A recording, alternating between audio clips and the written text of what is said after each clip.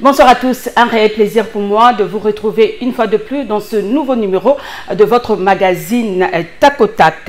Prolifération de stations-service à Kinshasa et puis l'exploitation de nos blocs pétroliers et gaziers. Quel peut être l'impact environnemental? On en parle ce soir avec l'environnementaliste Jean Mangalibi. Bonsoir. Bonsoir madame. Bienvenue dans Tac au Tac Magazine, comment allez-vous?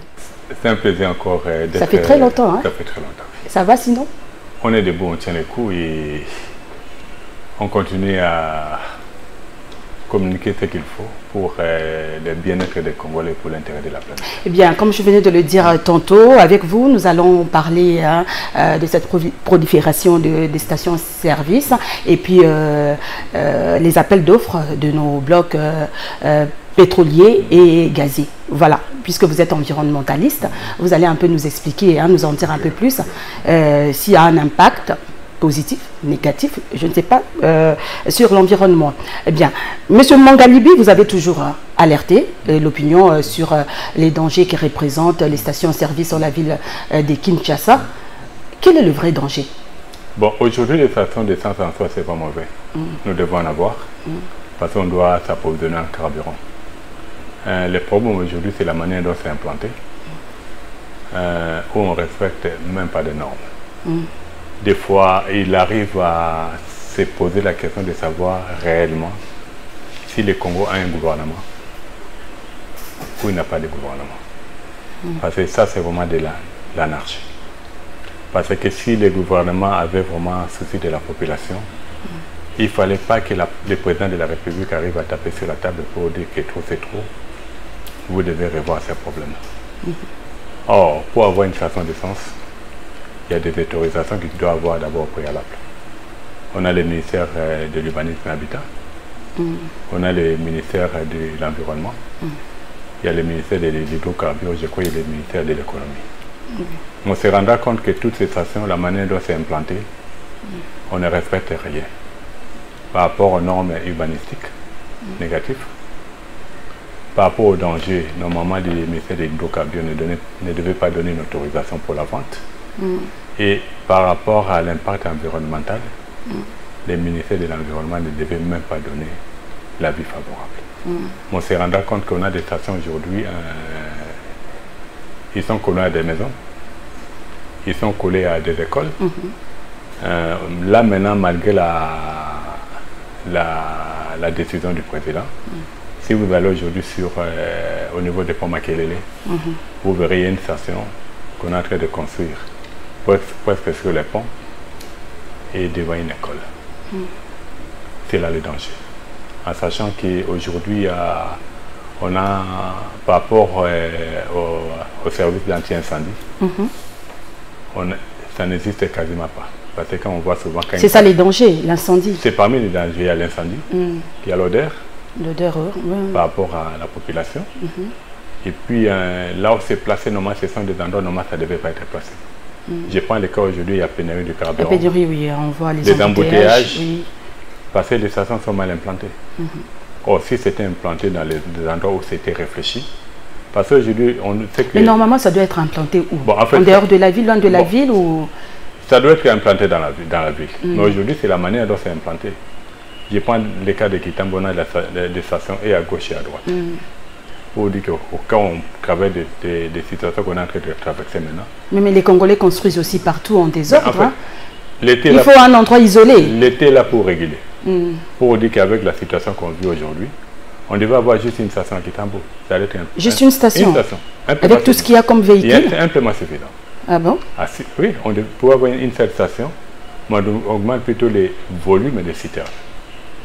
Si on doit élargir, je prendrais le cas Kitambo, on a Kobil et puis on a Total. Donc selon vous, chaque commune devrait avoir une station, tout simplement? Il peut avoir 4 ou 5, parce que ça dépend du grandeur de l'étendue des communes. Et puis des routes que les communes ont. On se rendra compte aujourd'hui, je prends le cas, la route de poids lourd. Sur 11 km, on a 12 stations d'essence. Pour dire qu'à chaque kilomètre, il y a une station d'essence. Ça n'a pas de sens. On vient sur Or, on pouvait avoir une station d'essence vers le pont Matete, parce qu'il y a une qui existe déjà. On met même une station après 6 km. Après 6 km, à chaque 6 km, une station. Oui. Mais la manière dont c'est fait aujourd'hui, en sachant que les stations d'aujourd'hui, les autorisations, ils ont maintenant, c'est plus comme c'était avant. Avant, c'était comment? Dans les temps, les stations d'essence, ils ont des autorisations précaires pour dire qu'ils sont là, à tout moment, ça peut être délocalisé. Ah, ok. Actuellement, la majorité des stations d'essence, ils ont comment dire, des titres de propriété. Pour dire que là où ils sont, c'est leur propriété. Donc, ils ne peuvent pas être délogés. Ça va être tout un problème par rapport à l'État. Pour dire qu'il y a des lois qu'il faut arriver à revoir par rapport à tout cela. Mais qui sont responsables de tout ça? Mais, en fait, mais pourquoi moi, je me demande un peu, je me pose la question, mais à qui profite cette prolifération? Les stations partout, je ne sais pas, c'est un commerce? C'est ce que ça paye bien, le carburant, le pétrole, je ne sais pas. Il y a beaucoup de magouilles. Parce que j'étais dernièrement avec un professeur, professeur José Mafal, on a eu à échanger. Ah, ok. On s'est rendu compte que c'est parmi des activités où il y a des ceux-là qui ont remis pratiquement des millions de dollars le mois. Ah bon? Oui. Des millions de dollars le mois? Je crois, je puis dire à ce que tu arrives à l'inviter. D'accord. Étant donné, il est spécialiste dans le secteur. Ok. Il a des correspondances. Il pourra édifier la population pour qu'on voit le niveau de la magouille. Des millions de dollars là par... Il y a des ceux-là à qui on remet des millions de dollars parce qu'ils livrent des Nos autorités? On livre à une société des millions. À une société des millions de dollars. Parce que les conflits qu'on a aujourd'hui, où ils réclament que l'État leur doit de l'argent. Or, en échangeant avec les professeurs, on s'est rendu compte, je prends le cas en Europe, il y a les carburants coûtent aujourd'hui dans les 2 euros. Chez nous, c'est $1. Mais en Europe, ils payent pratiquement 40% dans les taxes. Mais chez nous, $1 million, mais ils ne payent pas de taxes. Mais il y a de ces côtés-là de l'argent que l'État leur doit encore. Ce qui fait qu'aujourd'hui, on est bloqué face à cela. Oui. En réalité, si on mettait vraiment en application les lois, le prix peut arriver à augmenter, mais l'État peut être tranquille, peut être soulagé. En sachant que le Congo, nous sommes aussi producteurs de pétrole. Oui, c'est ça. D'ailleurs, on va parler de ces sujets. Quand je vois, on prend le cas de la Libye, oui. Producteur de pétrole, le coût du carburant en Libye, c'était moins cher que dans beaucoup d'autres pays. Parce que quelque part là, c'est un bien que nous avons droit de jurer de cela. Mais c'est fait que la manière dont le Congo est géré actuellement, la population ne joue de rien. Aujourd'hui, tout devient sujet de commerce. Des espaces verts pareils. Il y a plus des espaces verts. Il y a presque plus d'espaces verts. On nous demande maintenant de planter les arbres, mais à l'époque, il y avait des arbres partout, ici en ville, sur le boulevard. Au lieu de planter, on est en train de couper. Les peu de carrés qui restaient, si on ne met pas une activité commerciale, on met le bureau de la police. C'est comme ça qu'il essaie de fonctionner. Si ce n'est pas ça, il y a que des bars qui sont en train de... L'environnement est vraiment en danger. En fait, moi je dirais, il y a quelque part là, je me disais, Madame Eve, une dame. Madame Eve Bazaïba, une dame à la tête, les choses allaient changer. Parce qu'on ne le veut pas, les dames doivent arriver à savoir que l'avenir du Congo, c'est entre leurs mains. Voir ce qui se passe aujourd'hui, la situation de l'environnement a pu se dégrader. Elle ne réagit pas, selon vous, elle ne fait pas bien son travail? Elle ne réagit pas. C'est comme si elle n'existait pas. Si elle existait réellement. Elle est devenue muette, elle ne parle pas. Bon, je crois qu'il y a... Et pourtant, quand elle était dans l'opposition, elle parlait beaucoup. Elle parlait beaucoup. Aujourd'hui, on parle de station d'essence. C'est le président qui a eu à parler. Il paraît qu'on ne parle pas la bouche pleine. Hein? En réalité, c'est elle qui a la clé. Parce que si tu n'as pas la vue favorable, la vue d'impact environnemental, tu ne peux pas implanter ta station plutôt. Aujourd'hui, tous ces mots-là sont en train de s'installer parce que... Mais à qui incombe la responsabilité? La responsabilité, c'est au ministre de l'urbanisme et habitat, hydrocarbures. Mais qui donne l'autorisation d'exploitation quand même? Mais avant d'exploiter quelque chose, vérifier, il faut... Hein? Avant d'implanter, oui, c'est le ministère de l'urbanisme et habitat. Oui. Et lui autorise? Il autorise, sinon ils n'allaient pas construire. il autorise, sinon on n'avait pas construit. Et lui ne sait pas que non, cet endroit, il ne faut pas... En fait, aujourd'hui... c'est l'argent qui parle, hein, comme venez de le dire tantôt, on donne des millions de dollars. Mais en sachant que c'est une activité où aujourd'hui beaucoup des autorités... Des commissions... Il y a des autorités qui sont aussi là-dedans. Oui. Donc face à cela, c'est compliqué. Il s'est dit, bon, si je me retrouve dans ça, on laisse passer certains dossiers. En réalité, on ne voit pas les dangers. Donc, ils sont tous responsables. Ministre de l'urbanisme, hydrocarburement, et environnement, économie. Ils sont tous responsables. Aujourd'hui, ce qui a toujours choqué, c'est quoi? C'est de voir que les hauts sommets, les garants, prennent une position. Mais quand vous descendez sur le terrain, on continue à donner des autorisations pour construire. Mais il n'y a pas de suivi. Mais qui est derrière tout ça? On ne comprend rien. Aujourd'hui, les présidents... Les autorités peuvent tonner, même les présidents de la République, mais sur terrain... Mais sur le terrain, il n'y a rien, on ne voit pas. Aujourd'hui, le président tonne. Les ordres ne sont pas exécutés. Ça n'a pas été... Je dirais presque tout ce qu'il dit aujourd'hui. On a du mal. Je prendrais ça, c'est entre parenthèses. Et lui-même avait dit qu'il y avait un problème de pilotage et c'est lui le pilote. Bon, c'est lui le pilote aujourd'hui. Pour dire que, comme ce n'est pas pour comparer, parce qu'aujourd'hui, je n'ai jamais regretté le départ du président Kabila. Vous n'avez jamais regretté son départ. Mais en fonction... Parce qu'il avait mal géré selon vous. Hein? Je n'ai jamais regretté. Ça, c'est le passé. C'est le passé. Mais en fonction, on a vu, il y a à Kitambo, plutôt à Lupen, on construisait une station d'essence. À des reprises, c'est par lui qu'on a eu à démolir. Même les bourgmestres, ils ont pouvoir. Parce que moi, je me souviens, Tengue, même le bourgmestre. Ils ont le pouvoir d'interdire. Même Tengue à l'époque, bourgmestre de la commune de Kitambo. Il est toujours ministre provincial. Il est ministre de l'Intérieur. Il est de l'Intérieur, oui. Et aménagement en plus. Oui, d'accord. Pour dire qu'aujourd'hui, il a aussi un mot. Il a un mot à dire. Mais là, maintenant, ça... Mais il dit rien. Il dit plus rien. À l'époque, on voulait construire une station entre Bangala et Avenue Katagoub. À Kitambo. Il s'est levé pour dire non. Et ces gens-là, quand ils voulaient implanter leur station, ils avaient coupé un arbre. C'était un borassus. Ils ont dû payer $3000 d'amende. Pour dire qu'aujourd'hui, moi je me dis, on n'a plus la même tingue qu'on avait quand il était bourgmestre. On se pose la question, c'est quoi? Tout le monde est devenu silencieux, tout le monde, on ne parle plus. On se retrouve bien maintenant, c'est quoi les problèmes? On n'a plus l'idéal. Ça, c'est la situation que les Congos ou les Congolais sont en train de vivre actuellement.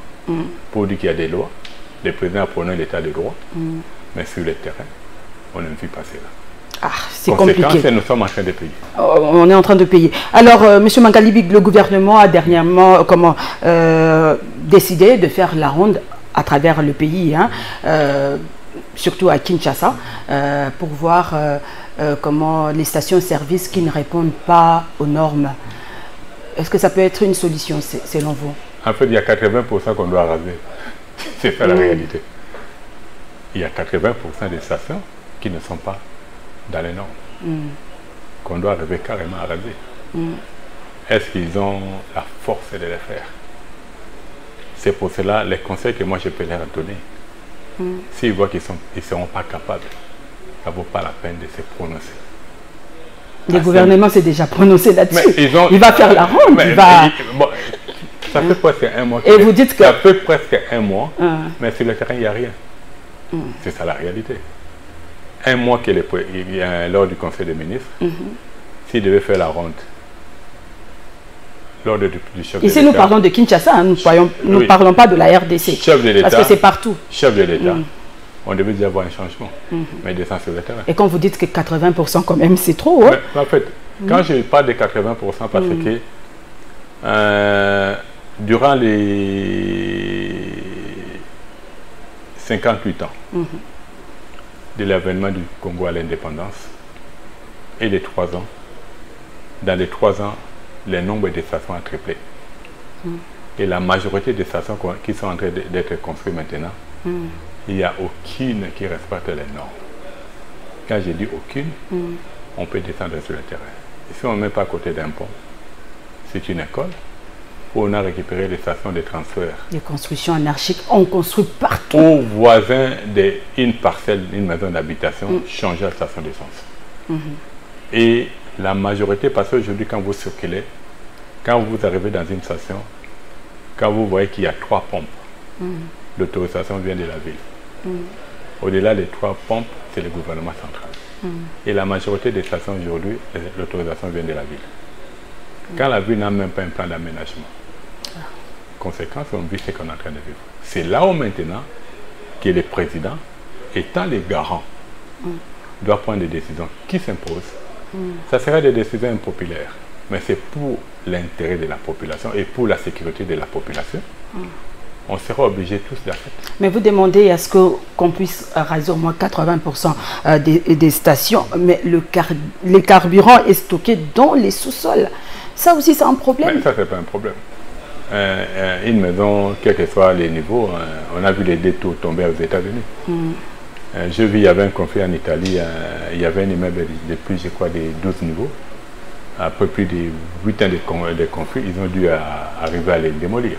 Pour vous dire que les stations, c'est rien. Vous rasez et vous faites sortir les citernes qui sont enfouies dans les sols et puis vous remblayez, ça devient un espace vert et puis la vie continue. Pour vous dire que c'est quelque chose qui n'est même pas compliqué. Ce n'est pas du tout compliqué. C'est pas du tout compliqué. Alors, selon vous, quelle peut être la solution efficace pour épargner la population de ce danger? Il faut enlever toutes ces stations-là qui sont mal implantées. Il faut des experts neutres. Parce qu'aujourd'hui, la majorité des experts qui accompagnent l'État, ce sont des corrompus. Ils n'ont pas de conscience, ils n'ont pas d'éthique. Parce que si ils avaient une conscience et l'éthique, on n'allait pas avoir des stations telles que c'est implanté. À ce moment-là, ces gens-là vont faire un travail pour sécuriser la population et les bien. Ok. Parlons à présent du deuxième sujet, des appels d'offres de blocs pétroliers et gaziers. Comme je l'ai annoncé au début de cette émission, Monsieur Mangalibi, vous êtes environnementaliste. Dites-nous un peu quel peut être l'impact environnemental de ces activités pétrolières. Bon, on est censé exploiter notre pétrole. Mais je dirais maintenant... Et le président même a mis en valeur nos ressources. Maintenant, ce n'est pas le moment. C'est pas le moment? C'est pas le moment. Mais pourquoi c'est pas le moment? Il faut encore attendre. Je puis dire ce que vous recevez le professeur. La population va... Le professeur, vous êtes le bienvenu dans Tac au Tac. C'est comment le nom, le professeur? Je t'ai bafalé. Déjà, la manière dont les accords avec Perenco, parce que lui, il a tous les dossiers, se passent. On se rendra compte que ceux qui dirigent le Congo pour le moment, il y a de ces accords-là qui ne peuvent pas se les permettre. Parce qu'ils ne sont pas forts pour pouvoir négocier. Ah bon? C'est dans les temps. Le jour où nous aurons des dirigeants qui vont être à la hauteur de savoir dire non, qui vont avoir l'intérêt de la préservation. Donc nous n'avons toujours pas des dirigeants qui peuvent dire pour non, le moment, qui savent négocier des contrats, non. Nous sommes faibles. On est très faibles. On est très faibles. Moi, je me souviens dans les temps, si on n'a pas su exploiter le pétrole au niveau des parcs de Virunga, parce qu'il y avait un ministre, M. Ndundu, qui a dit non au président de Kabila. Donc on n'a plus des hommes forts alors. Qui a dit non au président Kabila, qui exploitait le pétrole là-bas, c'est mettre les parcs en danger. Il a même payé de son poste parce qu'il s'était opposé aux décisions que le président avait prises. Aujourd'hui, voir la manière dont, avec la légèreté qu'on est en train de gérer certaines situations entre autres navires. Et l'Assemblée nationale, dans tout ça, ne dit rien. Est-ce qu'on a une Assemblée nationale? On n'a pas une Assemblée nationale avec le président Bosso? On n'a jamais eu. S'il y avait réellement une Assemblée nationale. C'est ça, on impacte. Si on avait une Assemblée nationale, réellement, tu vois l'hôpital tel que Kalembelembe. Oui. Les enfants qui naissent là-bas, on ne devait pas commencer à les retenir. Fais un tour là-bas. Un enfant, quand il naît, il devient propriété de l'État. Mais il y a des enfants qui sont bloqués là-bas pour 20 000 francs. Oh là là. Ce sont des lois qui devaient revoir. Pareil aussi avec comment dirais-je, les conservateurs. Aujourd'hui, quand ils signent des papiers, quand il y a un problème, c'est l'État qui doit payer. Lui, il les quitte. Même tous nos ministres, quand ils signent des accords, quand il y a un problème et ils ne sont pas concernés, c'est l'État. En réalité, ça ne devait pas être le pays. Ça ne devait pas être le pays. Tu engages mal l'État. Quand il y a des retombées négatives, tu dois payer. Normalement. Ce sont des lois qui devaient arriver à revoir. Pareil avec les Koulouna. Aujourd'hui, par rapport aux Koulouna, les colons peuvent être agressés. C'est juste les coups et blessures, c'est ce qu'ils ont comme infraction. Et ils sont sanctionnés juste pour 3 mois, maximum. Ils tuent même, hein, les colons. Ils peuvent arriver ce sont des lois qui devaient arriver à revoir. Mais tant qu'ils ne sont pas capables de revoir ces genres de lois, bon, on n'entre pas dans les scandales qui se passent maintenant. On se rendra compte qu'ils essaient de faire passer certaines lois, pas pour l'intérêt de la nation. Parce que si c'était pour l'intérêt de la nation, avec la situation que nous sommes en train de vivre, c'est pour l'intérêt personnel, selon vous? C'est plus avec les invisibles qu'ils ont. Les invisibles, les 21 000 $, tout ça? C'est pour l'intérêt personnel. C'est pas pour l'intérêt de la nation. Parce que, la majorité, quand il y a des vacances parlementaires, ils ne vont jamais aller en bas, ils vont à l'étranger. Ils sont en vacances d'ailleurs. Voilà. Et faites le tour, vous allez voir. La majorité, ils ne sont même pas là. Ils sont en dehors du pays. Or, si je comprends bien le président, il y a des fonds qu'on devait mettre à leur disposition. C'est pour permettre qu'ils rentrent à leur base. Mais la majorité ne sont pas à leur base. Ils ne sont pas à leur base. Alors revenons un peu sur l'exploitation de nos blocs pétroliers et gaziers. Mais sur le plan économique, c'est une opportunité, n'est-ce pas, pour la RDC à diversifier son économie? Si c'était une opportunité. Et que faire? Si c'était une opportunité, l'exploitation du Bas-Congo, on devait avoir les retombées sur notre budget. Donc il n'y a pas de retombées. Il n'y a jamais eu de retombées. Mais allez voir le niveau de la pollution. Grave. Est-ce que malgré la pollution... On se pose des questions sur de savoir, oui, exploiter, d'accord, les appels d'offres, mais qui gagne la population? Est-ce que c'est ça aussi. Aujourd'hui, on est pressé de signer. On a exploité nos forêts ici, nos minéraux, mais la population croupit toujours dans la misère. Et aujourd'hui, ce sont le pétrole et puis nos gaz. Quand je dis que c'est les autorités qui sont là actuellement, ils ne peuvent pas arriver à négocier, à signer des accords. Parce qu'ils sont faibles. Comme tu viens de dire, avec les minéraux aujourd'hui. Avec les minéraux, ça pose problème. Hein? On voit, nous avons même une guerre des minéraux dans l'Est là-bas. Les gens meurent chaque jour. De l'or, mais c'est les Rwandais qui vendent. On produit le coltan, c'est les Rwandais qui vendent. Nous, on ne gagne rien. Non, on ne gagne rien.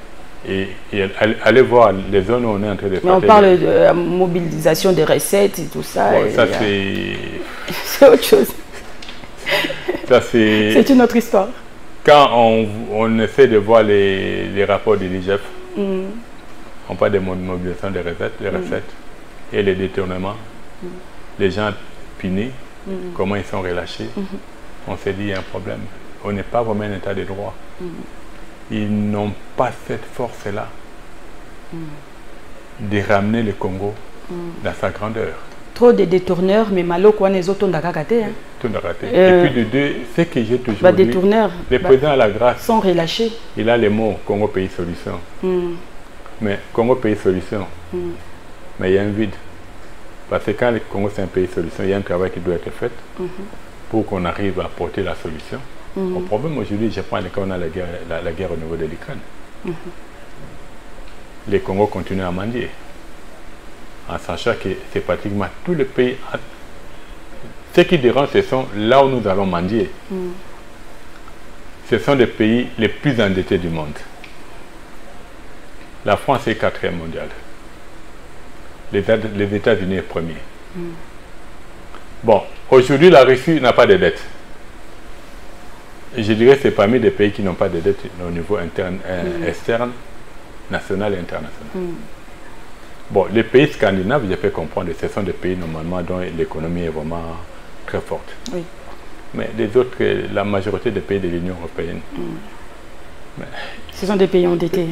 Ils ont plein de dettes. Comment voulez-vous assez qu'ils... On parle toujours d'Afrique, des pays africains. Et eux-mêmes là... Mais, en fait, tout ça, c'est nous les Africains. Moi, j'ai toujours été d'accord avec tout ce qu'on a comme les accords internationaux et autres. Mais nous devons commencer à appliquer notre propre politique pour arriver à développer notre pays avec ce que nous avons. Du point de vue environnemental, avec tout ce que le Congo regorge. En réalité, c'est le Congo qui devait commencer à aider tous ces pays. Normalement, avec tout ce qu'on a. 120 millions d'hectares de sol arable. Par rapport à la malnutrition, aujourd'hui, on ne mange pas. On est les premiers. On meurt de faim. Premier, 120 millions d'hectares de sol arable. On a plus de 100 millions d'habitants. On a là 5 milliards d'arbres. Est-ce qu'il fallait aller demander l'argent pour planter des arbres? Avec 100 millions d'habitants. Si chaque maison, ou chaque famille, ou chaque habitant plantait 10 arbres, on a les 1 million d'arbres. Je prends le cas Nicole, est là. Il a 5 enfants. Si les enfants sont encore mineurs. Nicole, Marie et 5 enfants, ça fait 7. La famille de Nicole va produire 70 arbres.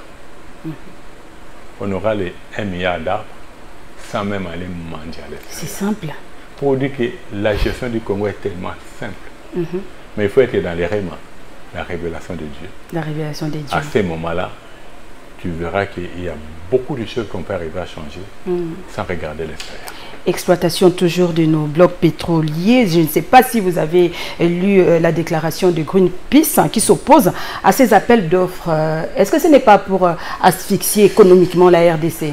Bon, par rapport au Greenpeace, c'est nos ressources après tout. Je dirais que ce n'est pas pour asphyxier, mais leur approche, moi je dis, les dirigeants actuels, ils n'ont pas la force de bien négocier. Mais Greenpeace n'a pas de leçons à nous donner. Parce qu'aujourd'hui, quand on parle de bombes nucléaires, têtes nucléaires, c'est le Congo qui les produit. Mais ils devaient attaquer les États-Unis, la Russie, la France. Là-bas, ils ne font pas de bruit. C'est ici qu'ils viendront parler. Moi, je crois que quelque part, ils n'ont pas de leçons à nous donner. Au moment opportun, si nous devons exploiter notre pétrole, avec des dirigeants responsables, nous allons le faire. Parce qu'on doit le faire d'une manière intelligente pour qu'il n'y ait pas trop de dégâts par rapport à notre environnement. Et d'ailleurs, le gouvernement dit avoir mené des études environnementales et rassure que non, il n'y aura rien. Je crois qu'il y a... Non, il ne faut pas suivre ce qu'ils sont en train de raconter. Vous y croyez? Non. Vous ne croyez pas au gouvernement? Dans les Bas-Congo, ils avaient mené des études. Allez voir les dégâts, que l'environnement est en train de payer. Les études d'impact environnemental, là, c'est pas vrai. Je prendrais des cas... Le gouvernement dit que tout va bien se passer. Le gouvernement a rassuré la population qu'il a mené des études. Ils ont pris combien de temps pour mener des études? Ce n'est pas une année combien d'études. Combien de temps? Ces gens d'études, c'est plus de 5 ans. Plus de 5 ans. Mais oui. Parce qu'on doit... Donc, le gouvernement est en train de mentir la population. Nous sommes là avec un expert. Madame. Monsieur Mangalibi, c'est un expert. C'est pas moins de 5 ans. Tu sais, bon, ça commence pas, ça date pas d'aujourd'hui. Je prends le cas de la cité du fleuve. À l'époque, on avait dit que le gouvernement avait mené des études. À une année, on a mené des études pour construire la cité du fleuve. Aujourd'hui, on voit les dégâts. Moi, je crois qu'on doit arrêter de jouer avec la gestion de l'environnement. Parce que Congo Pays Solutions, nous devons avoir des hommes sérieux. Quand ils font un travail, ils le font d'une manière correcte. Parce qu'on n'est pas là pour détruire notre environnement. Nous savons bien que le pétrole, ça peut arriver à donner un plus. Mais l'agriculture donnera mieux que le pétrole. Parce qu'aujourd'hui, on voit avec la guerre de l'Ukraine. Obama l'a dit, hein, à l'époque où il était président. On voit avec la guerre de l'Ukraine. Rien qu'avec les Bleus, la planète est paralysée. On va continuer. À chaque fois qu'il y aura crise à travers le monde, nous allons continuer à souffrir avec cette pénurie de carburant. Regardez, nous avons le pétrole ici, mais nous sommes en train de souffrir. Il n'y a pas de réserve. Et en sachant moi, je me demande comment nos autorités circulent ces jours-ci, parce que ça ne va pas. Ma voiture n'a pas besoin de carburant. Non, bon, on a pas réserve. Bazan n'a réserve, on a bango moko. En réalité, quand je vois les maîtres dire que normalement vous devez revoir la manière... Il faut avoir un esprit patriotique. Si lui avait l'esprit patriotique, il ne devait pas rouler avec escorte. Pourquoi il connaît rouler avec escorte? Le Dimbu, les ministres des on est face à ça. En réalité, pénurie de carburant. Alors, tu escortes, non, tant bon on passe mon salon Mabadali. Donc dans des stations-service, les gens ont réservé à l'autorité. Il y a des réserves autorisées. Donc on ne vend pas. Ah, c'est pas. Parce qu'aujourd'hui, les ministères ATP qui devaient approvisionner le gouvernement en carburant, ils n'ont plus de stations. Pour dire qu'aujourd'hui, le gouvernement va dans les stations comme tous les autres. Ce qui n'est pas correct. Parce que dans les temps, il y avait des stocks de carburant pour le gouvernement qui étaient gérés au niveau des TP, qui n'existaient pas. C'est pareil presque avec l'armée. Quand on voit des fois les véhicules de l'armée aller acheter dans des stations. On n'a pas... Avion peso salaté, kérosène et zaté. Problème, hein? Les gens sont bloqués là-bas, le Bumbashi, c'est un problème, tout. Hein? Rien ne va. Hein? Donc, il y a un il faut bazongela nzambe. Bazongela nzambe, hein? Balingi nzambe te. Bazongela nzambe na ndenga solo. Bazongela nzambe na ndenga solo. Mais parce que tout le monde accède au pouvoir, mais rien n'échange. Nos dirigeants n'arrivent pas toujours à trouver des solutions pour le social de Congolais et la vie. Donc, rien ne va. Mais ça va aller. On ne s'empare. Nous gardons l'espoir. C'est vrai que Fathi est en train de faire quand même des efforts. Il fournit des efforts pour que ça aille, mais on ne s'en parle. Le mal est trop profond. Il fait des efforts, mais avec quel gouvernement? Des warriors. C'est le gouvernement des warriors, n'est-ce pas? Si c'était le gouvernement des warriors, on n'allait pas avoir la promenade par rapport à la pénurie du carburant. La guerre à l'Ukraine, ça allait être une opportunité pour que le Congo arrive à développer son agriculture. Général Kassongo fait ça avec les Koulouna. Il essaie de faire quelque chose. Et même Kassongo Kabouk aussi, hein? C'est lui avec Kabouk, oui. C'est lui avec le... Pas celui qui est ici. Pas celui ici. Katanga Kuna. Ah, celui-ci ne fait pas bien son travail. Celui qui est là. Tu as vu le nombre de Koulouna? Des Koulouna, ils ont des sous. Tu as vu les Dodjana qui mettent sur la route? Ah oui. Ils règlent la circulation. Ah, c'est compliqué. Pour que la circulation soit bien réglée, il faut que les gardes républicains viennent. C'est ce qu'on vit aujourd'hui en roulant. Pour dire qu'aujourd'hui même lui, Mawa. Les bars, pareil. Tapage, nocturne diurne. Nocturne diurne. Tout ça coûte un tapage à l'église. Aujourd'hui. Dans la entreprise, on ne travaille plus bien. Il y a une église à côté ici. Non.